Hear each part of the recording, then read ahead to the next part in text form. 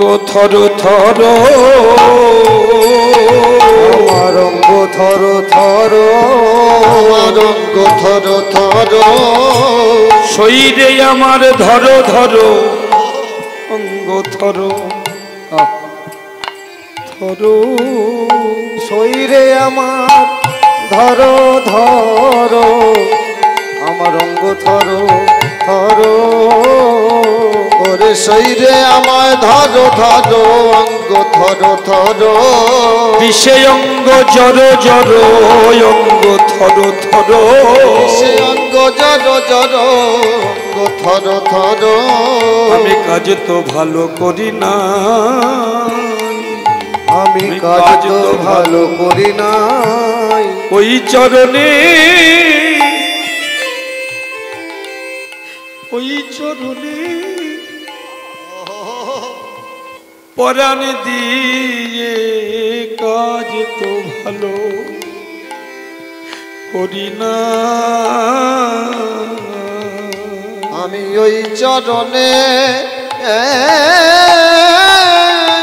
পরাণ দিয়ে কাজ তো ভালো করি না আমি কেঁদে আকুল হলাম আকুল হলাম শ্রী গৌরাঙ্গ ভালোবেসে কেঁদে আকুল হলাম আমি শ্রী গৌরাঙ্গ ভালোবেসে শুধুই আগে জন্মে নয় জন্মে জন্মে ভালোবেসে ভালোবেসে জন্মে না জন্মে জন্মে শ্রী গৌরাঙ্গ ভালোবেসে জন্মে না জন্মে জন্মে শ্রী গৌরাঙ্গ ভালোবেসে জন্মে না জন্মে জন্মে শ্রী গৌরাঙ্গ ভালোবেসে কাজ তো ভালো করি না ওরে অন্তর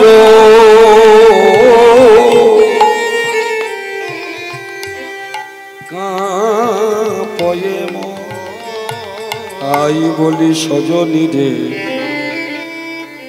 জবহা দেখলু গোরা সজনী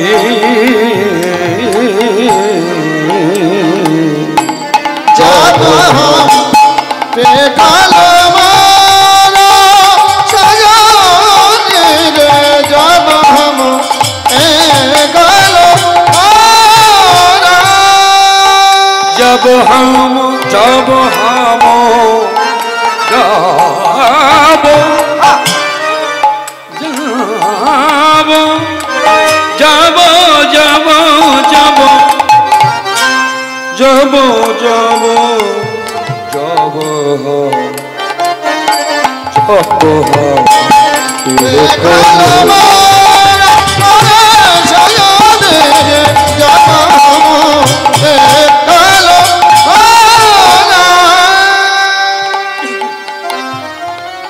ত্রিপদী ছন্দের মধ্যে একটা পয়ার ছন্দ, এটা কীর্তনের একটা বিশেষ ধারা, একে বলে ধ্রুবপদ। যাব হাম পেখলু গোরা, এখানে পেখলু মানে কি? পেখলু নয়, পয়ের জায়গায় দ দিতে হবে। এই জন্যে পদাবলী গুরুমুখী গান এগুলো, যদি না গুরু ধরেন তাহলে এই শব্দার্থগুলো বুঝতে পারবেন না। হয় গুরু ধরতে হবে, তা না হলে মন দিয়ে শুনতে হবে। যাব হাম, জব মানে যখন, হাম এ দুটো হিন্দি শব্দ, কিন্তু যখন আমি পেখলু, পেখলু মানে পয়ের জায়গায় দ দিয়ে দিন, দেখলু। আমি যখন গৌরাঙ্গকে দেখলাম তখন আমার দশা কি হলো? আকুল দিগ বিদিগ নাহি নাহি নাহি নাহি নাহি নাহি নাহি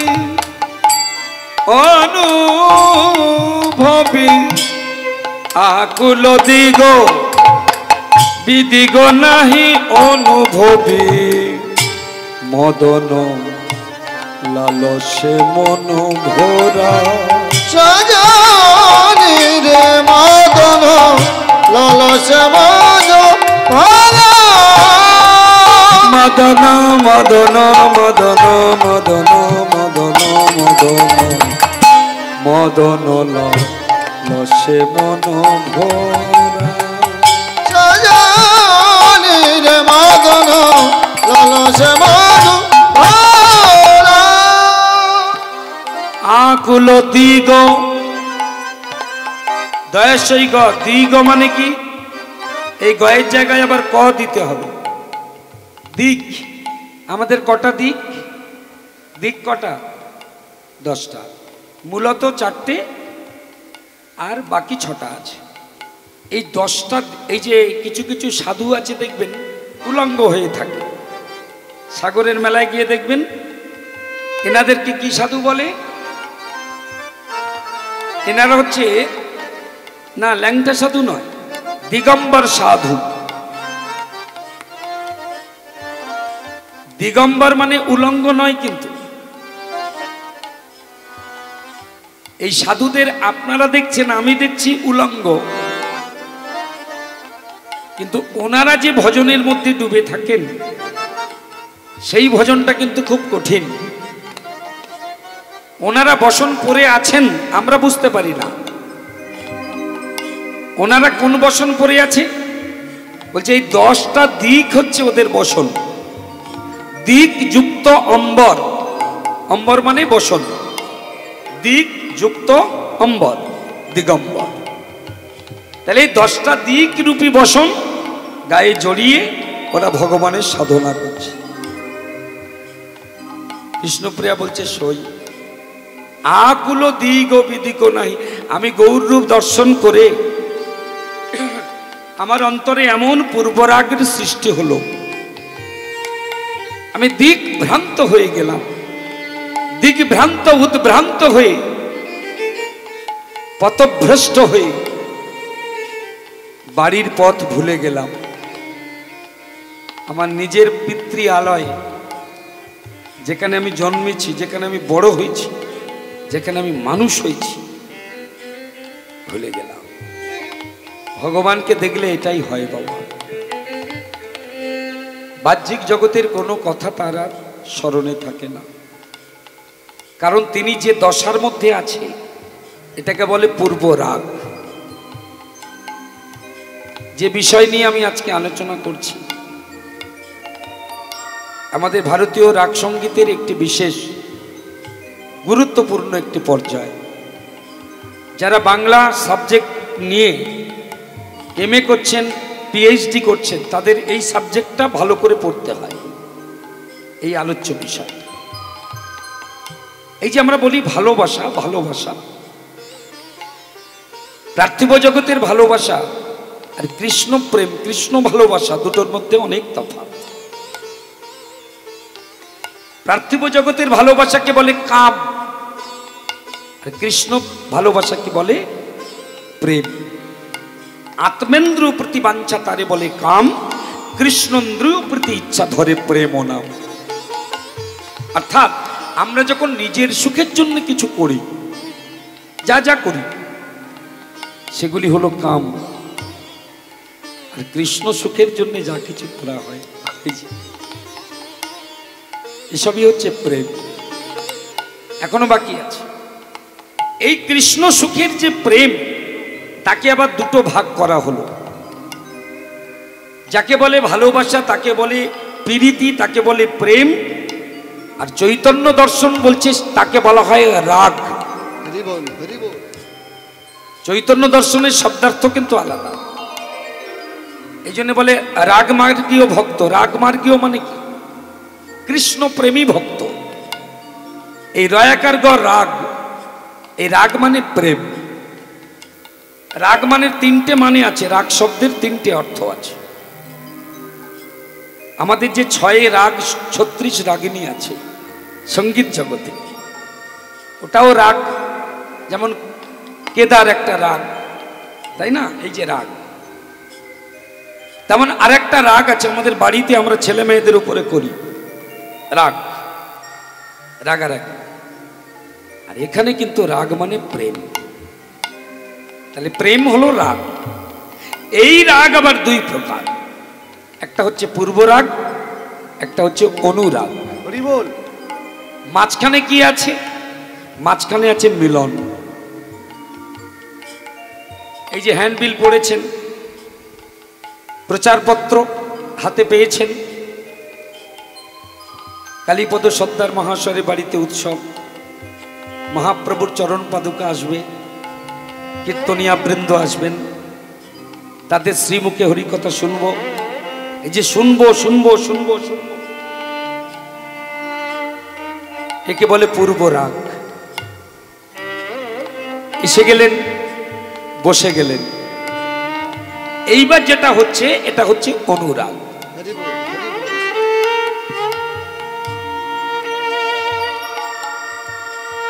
রতির যা সঙ্গমাত পূর্বং দর্শন শ্রবণাদি যা, তাই উন্মিলিত প্রজ্ঞই পূর্ব রাগ স উচ্চতে। মানে মিলনের পূর্বে নায়ক নায়িকার প্রতি বা নায়িকা নায়কের প্রতি রূপ গুণাদি শ্রবণ করে উভয়ের প্রতি যে ভালোবাসার সৃষ্টি হয় তাহাকে পূর্বরাগ কয়।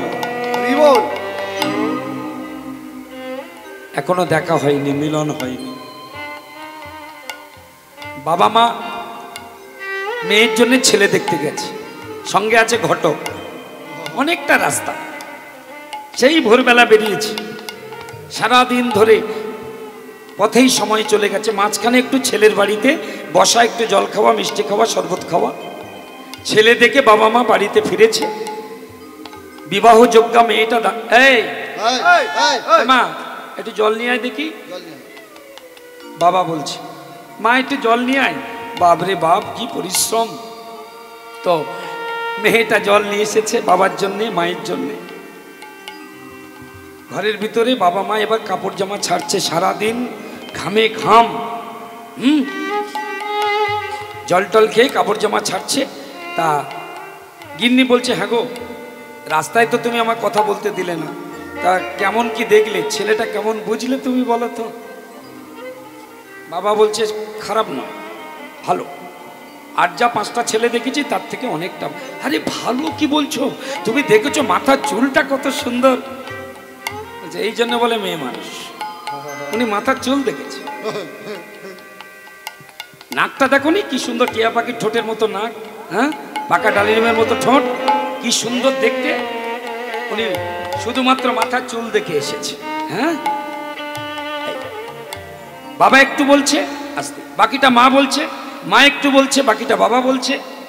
এই যে ছেলেটার গুণ এবং রূপ, স্বামী স্ত্রী দুজনে বলছেন।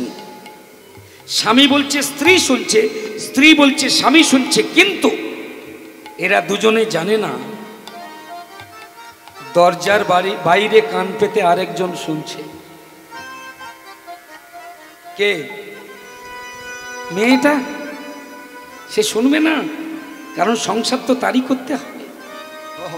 এই শুনছে, বাবা বলছে, মা বলছে, মেয়েটা দরজার আড়ালে থেকে শুনছে। আর কি করছে বলুন তো? মনের তুলি দিয়ে, হরিবল, হৃদয় খাতার উপরে বাবার বলা, মায়ের বলা সেই রূপ, সেই গুণের ছবিটা, সেই ছবিটা মনে মনে মনের তুলি দিয়ে কিন্তু সে আঁকছে।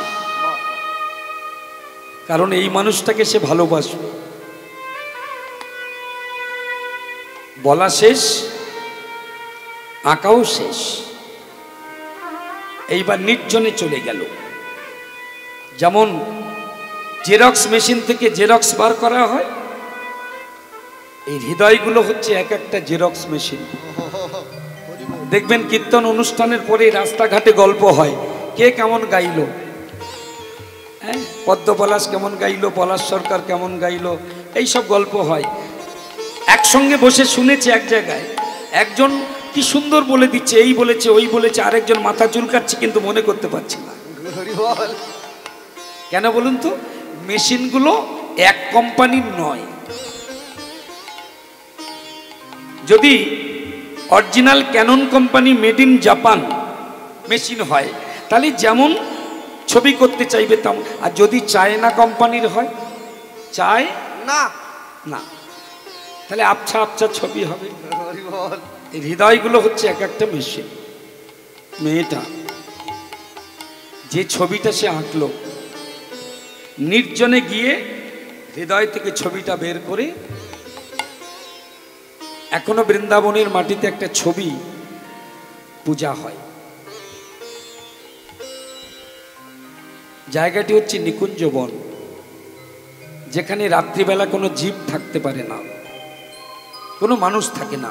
ছোট ছোট কীটপতঙ্গ পর্যন্ত সূর্য ডুবে যাবে ওরা বেরিয়ে যাবে, ওই কুঞ্জবনে থাকতে পারে না, নিকুঞ্জ বন। ওখানে কোনো মূর্তি পূজা হয় না বৃন্দাবনে, ওখানে একটা ছবি পূজা করা হয়। মনে রাখবেন, এই ছবিটাকে এঁকেছিল জানেন? অষ্টপ্রধানা সখীর মধ্যে ভালো ছবি আঁকতে পারতেন আমার বিশাখা। বিশাখা এই ছবিটা এঁকেছিলেন। এই যে লীলাটি শুনছেন, পূর্ব রাগ, রাধারানীর পূর্ব রাগ দশা দর্শন পূর্বক সখী বিশাখা ভোজপত্রের উপরে একটা ছবি এঁকেছিলেন। কথিত আছে, প্রচলিত কথা, সেই ছবির ভিতর থেকে কৃষ্ণ বেরিয়ে এসে রাধারানীর সঙ্গে মিলিত হয়েছে। এখনো সেই ছবিটা পুজো করা হয়। তাহলে পূর্বরাগ মিলনের আগের দশা, এখনো মিলন হয়নি, এখনো গৌরাঙ্গের সঙ্গে বিষ্ণুপ্রিয়ার কথা হয়নি, শুধু দূর থেকে দেখেছে। অরুণিত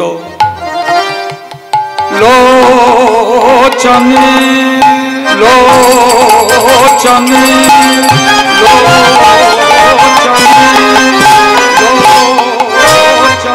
সজনী সজনী সজনী সজনী কি বলবো আমার, কি বলবো আমার, গৌর রূপের কথা। অরুণিত লোচন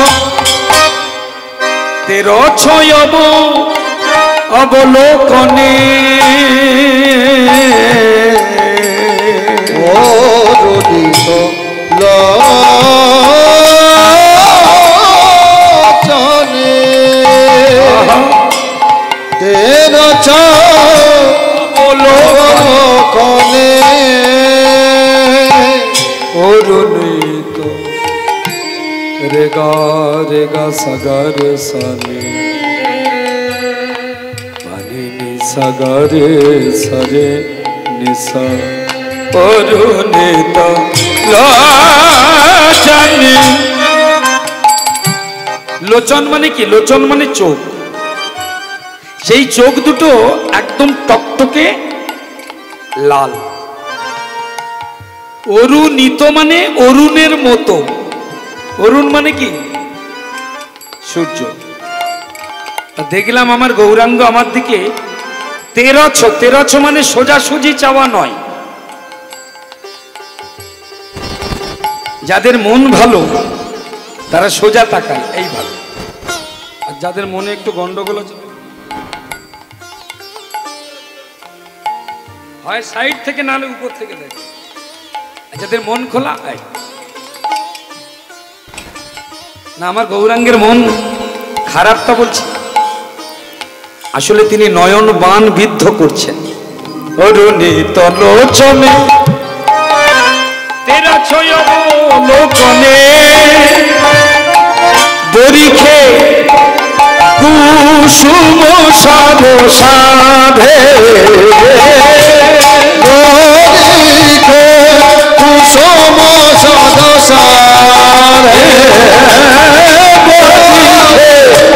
কুসুম সর সাধে, বলে ঝাঁকে ঝাঁকে বান বৃষ্টি করে, ঝাঁকে ঝাঁকে মান বৃষ্টি করে, ঝাঁকে ঝাঁকে মান বৃষ্টি করে। শহীদে আমার হৃদয় মাঝে যেন ঝাঁকে ঝাঁকে প্রাণ বান বৃষ্টি করে শৈরে আমার হৃদয় মাঝে ওই সুরধ্বনি গঙ্গার কুলে আমার সুরধ্বনি গঙ্গার কুলে সুরধ্বনি গঙ্গার তীরে সুরধ্বনি গঙ্গার তীরে ঝাঁকে ঝাঁকে বান বৃষ্টি পড়ে লিখে কুসুম সর সাধে লিখে কুসুম সরসাধে লিখে কুসুম সরসাধে শরীরে তাতেও আমি মরলাম না, তারপরে নয়ন বান আমাকে বিদ্ধ করলো, তাতেও আমার মৃত্যু হলো না। শেষে আমি নিজেকে বাঁচাবার জন্য কি করলাম জানিস? জীবইতে জীবনে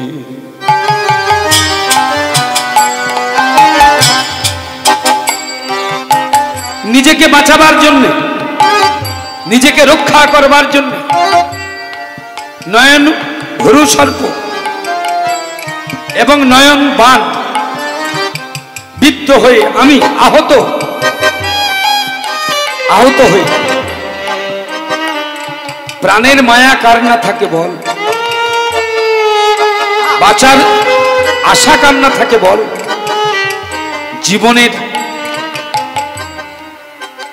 বেঁচে থাকার ইচ্ছা তো সবার অধিকার আছে। আমি কি করলাম জানিস? জীবইতে জীবনে ঠেহ নাহি পাইল, ঠেহ মানে উপায় না পেয়ে ডুবলো, আমি ডুব দিলাম গঙ্গায় অগাধে, ডুবলো গঙ্গা অগাধে। জীবইতে জীবনে ঠেহ নাহি পাইনু, ডুবলো গঙ্গায়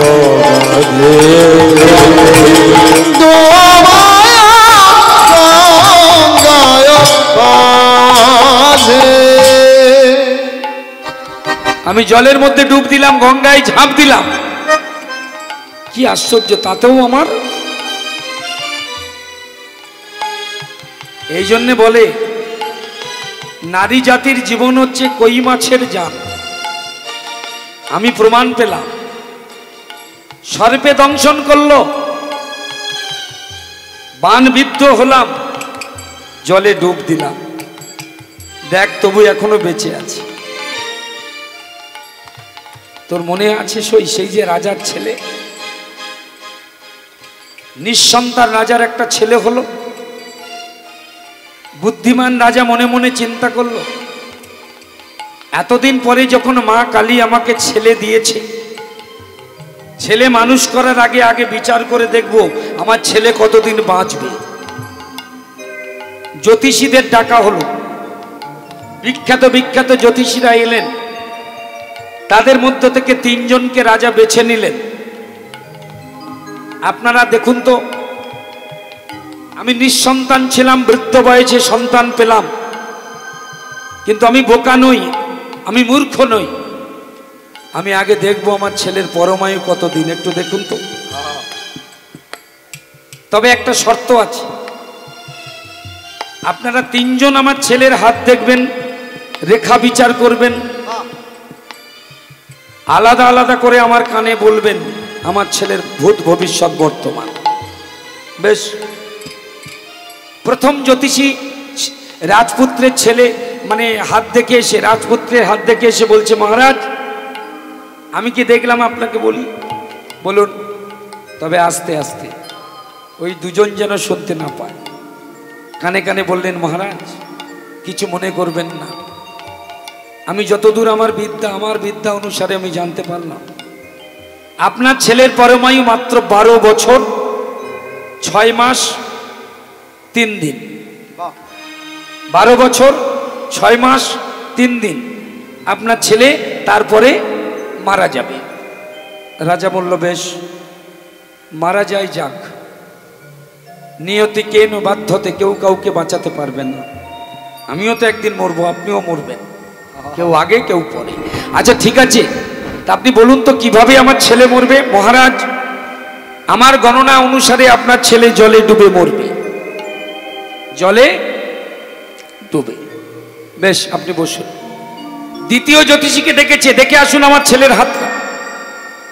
দ্বিতীয় জ্যোতিষী ভালো করে খড়ি পেতে অঙ্ক করে গণনা করে এসে বলছেন, মহারাজ দুর্ভাগ্যের বিষয়, আপনার ছেলের পরমায়ু বেশি নয়। কতদিন বাঁচবে? মহারাজ মাত্র 12 বছর 6 মাস 3 দিন। আরে বাস, আগের জ্যোতিষী তো তাই বল, মিলে গেছে। আচ্ছা আপনি বলতে পারবেন আমার ছেলে কিভাবে মরবে? পারবো মহারাজ, আপনার ছেলে সর্পদংশনে মারা যাবে। এই জায়গাটা তো গন্ডগোল হলো। আগের জন বলেছিল কি জানো, জলে ডুবে। আরে ঠিক আছে আপনি বসুন, বলছে সর্পদংশনে মারা যাবে।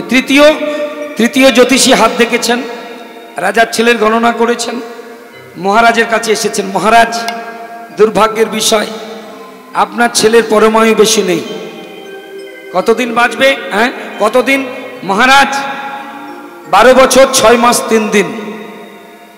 কি করে মরবে? বললো আপনার ছেলে ওই গাছ থেকে পড়ে মারা যাবে। বলে এখানে তো গন্ডগোল হয়ে গেল। একজন বলল জলে ডুবে, একজন বলল সর্পাঘাতে, একজন বলল গাছ থেকে পড়ে। ঠিক আছে শুনুন, যতদিন না আমার ছেলের 12 বছর পূর্ণ হচ্ছে, 6 মাস পূর্ণ হচ্ছে, 3 দিন পূর্ণ হচ্ছে, আপনারা কিন্তু আমার চোখে চোখে থাকবেন, আমার কাছেই থাকবেন। সংসারের সব দায় দায়িত্ব আমার। আপনাদের মধ্যে যার গণনা অনুসারে আমার ছেলের মৃত্যু হবে তাকেই কিন্তু ছেড়ে দেওয়া হবে, আর বাকি দুজনকে শাস্তি দেওয়া হবে। গৃহবন্দী হয়ে রইল 3 জ্যোতিষী, দিনে দিনে, মাসে মাসে, বছরে বছরে। যখন 12 বছর পূর্ণ হলো, 6 মাস 3 দিন পূর্ণ হলো, রাজপুরীর পিছনের দরজা দিয়ে ঠিক দুপুর বেলায় রাজপুত্র সবার চোখের আড়ালে রাজবাড়ি থেকে বেরিয়ে গেল। সেই সময়ে ওই খাজুর গাছে খাজুর পেকেছে। একটা পুষ্করণী আছে মাঠের মাঝখানে, ওই বড় পুষ্করণীর তীরে একটা খাজুর গাছ হয়েছে। মিষ্টি মিষ্টি খাজুর পেকে একদম গাছের মাথাটা একদম লালে লাল হয়ে আছে। বাচ্চা তো 12 বছর 6 মাস 3 দিন। তবে এখনকার 12 বলবো না, মারাত্মক 12 সব এখনকার, তখনকার দিনের 12। ছেলেটি দাঁড়িয়ে আছে। অনেক সময় দেখবেন, আপনারাও দেখতে পাবেন গ্রামাঞ্চলে, ওই খাজুর গাছ, নারকেল গাছ, তাল গাছ গোড়াটা থাকে পুকুরের কিনারে, আর এই মাটিটা ক্ষয়ে চলে যায়, গাছটা বেঁকে এইরকম জলের মাঝখানে উঠে যায়। আছে না অনেক গাছ, খাজুর গাছ, নারকেল গাছ, তাল গাছ। এইভাবে ছেলেটি আস্তে আস্তে আস্তে আস্তে ওই খাজুর গাছের মাথায় উঠেছে। যেই পাকা খাজুরে হাত দিতে যাবে, সে জানতো না ওই খাজুরের গন্ধে ওই গাছের মাথায় ছিল একটা বিষধর কাল সর্প। ছেলেটির দক্ষিণ করের বৃদ্ধাঙ্গুষ্ঠের অগ্রভাগে দংশন করলো। চিৎকার করে উঠল ছেলেটি, ওই গাছের উপর থেকে জলের মধ্যে ঝাঁপ দিল। গায়ের উত্তরীয়টা গাছের উপরে রয়ে গেল, উত্তরীয়টা গাছের উপরে, নিচে পড়ে গেল। একে বিষের জ্বালা, তাও বাচ্চা ছেলে জলে পড়লেন। হায় হায়, একটা সময় সেই শরীরটা জলের উপরে ভেসে উঠল। নিদারুণ সংবাদ পৌঁছে গেল রাজার কর্ণে। রাজপ্রহরীরা এলো, রাজারে এলেন, রানী এলেন, দেহটাকে তোলা হলো, সর্ব জায়গায় প্রচার হলো রাজার ছেলে জলে ডুবে মারা গেছে। এই ডেকে নিয়ে এসো। যে গণক বলেছিল আমার ছেলে জলে ডুবে মরবে, ও বেঁচে থাকবে, ও মুক্তি পাবে, বাকি দুজনকে নিয়ে এসো। যিনি বলেছিলেন সর্পাঘাতে মারা যাবে, তিনি করজোড়ে বললেন, মহারাজ আপনার সন্তানের অঙ্গটা তো স্বর্ণবর্ণ, ফর্সা ছেলে, এত নীল হয়ে গেল কেন? এত বিষক্রিয়া, একটু পরীক্ষা করা হোক। যেই এই কথা বলেছেন, গাছের মাথায় তাকিয়ে দেখে উত্তরীয়টা বেঁধে আছে। যিনি বলেছিলেন গাছ থেকে পড়ে মারা যাবে, সে বলছেন, মহারাজ নিশ্চয়ই আপনার ছেলে গাছে উঠেছিল, না হলে উত্তরীয়টা গাছের উপরে কেন? বিচার করে দেখা গেল সত্যি সত্যি অঙ্গে বিষক্রিয়া, সর্পকাল সর্পটাকে ধরা হলো। একটা মৃত্যুর কারণ তিনটে হলো, গাছ থেকেও পড়ে, সর্পদংশনে, আবার জলেও ডুবেছে। কিন্তু সই আমার মরণ হলো না, আমি ভুরু সর্পের দংশন পেলাম, গৌরাঙ্গের ভুরু সর্প আমায় দংশন করলো। আমি জলে ডুব দিলাম, গঙ্গা ডুব বলি গঙ্গা অগাধে, তাতেও আমার মৃত্যু হলো না। বান বর্ষণ হলো, নয়ন বান, তির্যক নয়ন বান আমার বুকে আঘাত করলো, তাতেও আমার মৃত্যু হলো না। তাই তোদের কাছে একটা নিবেদন করব, কি? মন্ত্র মহৌষধি তুহু জানসি যদি, মন্ত্র মহৌষধি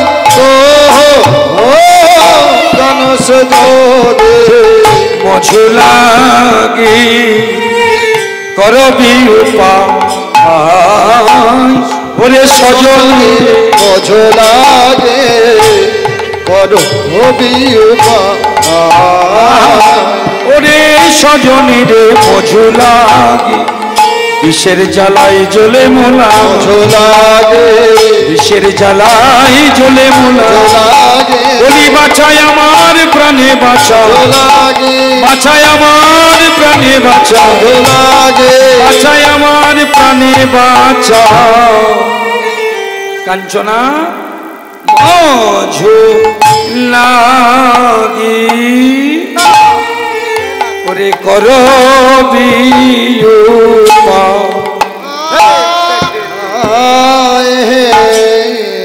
বাসুদেব কহে শুনো শুনো এ সখী, বাসুদেব কহে শুনো শুনো এ সখী, বাসুদেব ঘোষে কহে শোনো শোনো এ সখী, বাসুদেব ঘোষে কহে শোনো শোনো হে সখী, মঝু লাগি করবি উপায় আমার গোরা লাগি, মঝু লাগে গোরা লাগি প্রাণ মর গোরা লাগে আর গোরা লাগি প্রাণ মর যায়, গোরা লাগে প্রাণ মর যায়। এইবার লীলার প্রকাশ হলো, এইবার লীলার প্রকাশ হলো, এইবার লীলা প্রকাশ হলো, চলো সবাই ব্রজে চলো, এইবার লীলার প্রকাশ হলো, সবাই ব্রজে চলো, এইবার লীলা প্রকাশ হলো, চলো সবাই ব্রজে চলো। কি বৃন্দাবন যাবেন তো? হরি বল। মুখে জয় রাধা গোবিন্দ বলো, চলো সবাই চলো, চলো সবাই ব্রজে চলো, এইবার লীলা প্রকাশ হলো, গোরা লাগে গোরা লাগে প্রাণ মর যায়, গোরা লাগে প্রাণ মর যায়, প্রাণ মর যায় হে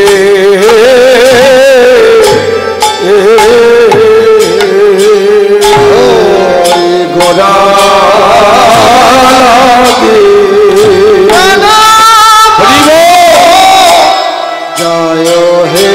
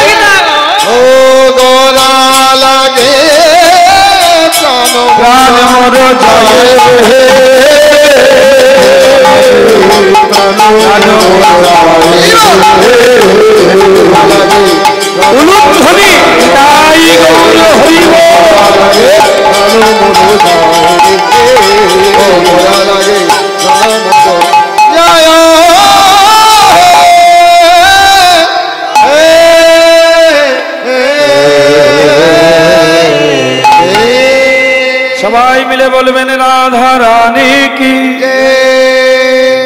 বিশ্বভানুরাজ নন্দিনী কি কৃষ্ণ বক্ষ বিলাসিনী কি बोलो बोलो राधा रानी की बोलो बोलो राधा रानी की बोलो बोलो राधा रानी की बोलो बोलो সবাই দিয়েছেন রাধারানীর চরণে আশ্রয় নিতে হয় আশ্রয় করিয়া ভজে বলছে তারে কৃষ্ণ নাহি তাজে আর সবে মরে অকারণ কৃষ্ণের আদর্শন জনিত শব্দগুলো শুনবেন এগুলো বাংলা শব্দ আমি মুখে বলতে পারি কৃষ্ণকে না দেখে রাধারানীর বুকে যে ব্যথা হয়েছিল সেটাই পূর্বরাগ কিন্তু এটা হলো না এই জায়গাটা ব্যাসাসন বিশুদ্ধ শব্দ ব্যবহার করা কীর্তনের একটি বিশেষ অঙ্গ শ্রীকৃষ্ণের আদর্শন জনিত বিরহ যন্ত্রণা কাতরা শ্রীকৃষ্ণের আদর্শন জনিত বিরহ যন্ত্রণা কাতরা শ্রীমতী রাধারানী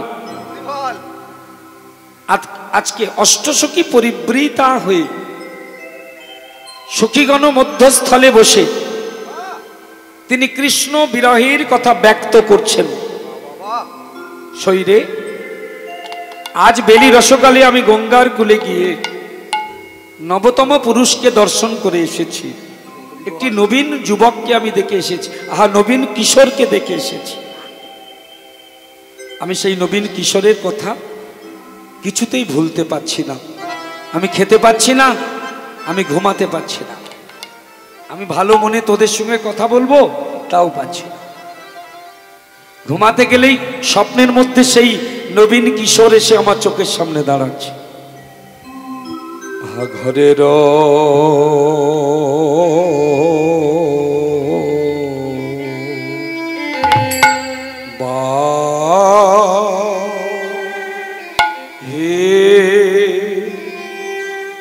বাহির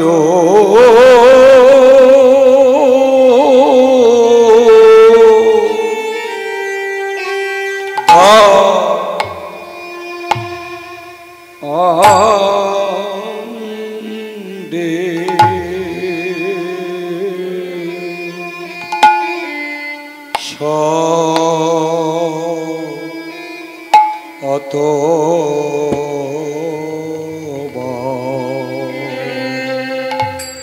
ঘরে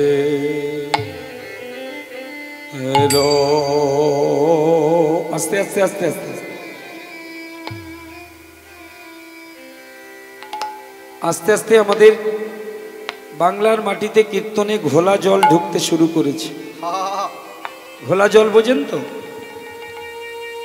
কীর্তনের যে ভাব কীর্তনের যে বিশেষ ধারা সেটা লুপ্ত হতে চলেছে সুতরাং আপনারা জ্ঞানী শ্রোতা, বিজ্ঞ শ্রোতা, ভক্ত, আপনাদের মেরুদণ্ড সোজা করবার সময় এসেছে। দায়িত্ব শুধু আমাদের নয়, দায়িত্ব আপনাদেরও। আপনারাও হিন্দু, আমিও হিন্দু, হিন্দু ঐতিহ্য কীর্তন। এই কীর্তনের সনাতন ধারাকে রক্ষা করার দায়িত্ব যেমন আমাদের, তেমন আপনাদেরও। যে যা করলো, যে যা বলল শুনে গেলে চলবে না। এখন আমরা মনোহরশাহী ঘরানার একটা গান, এগুলো তো হারিয়ে যাচ্ছে, আস্বাদন করছি। দুপুরবেলা একটু শান্ত মনে শুনুন। শরীরে ঘরে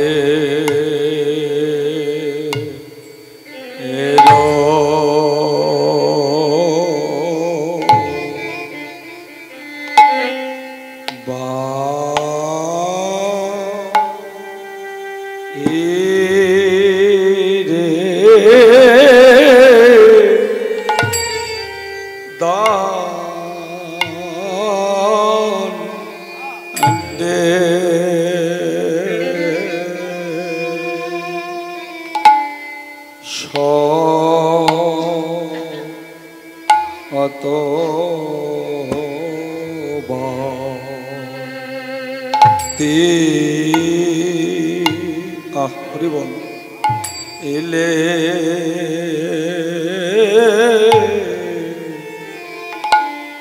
তিলে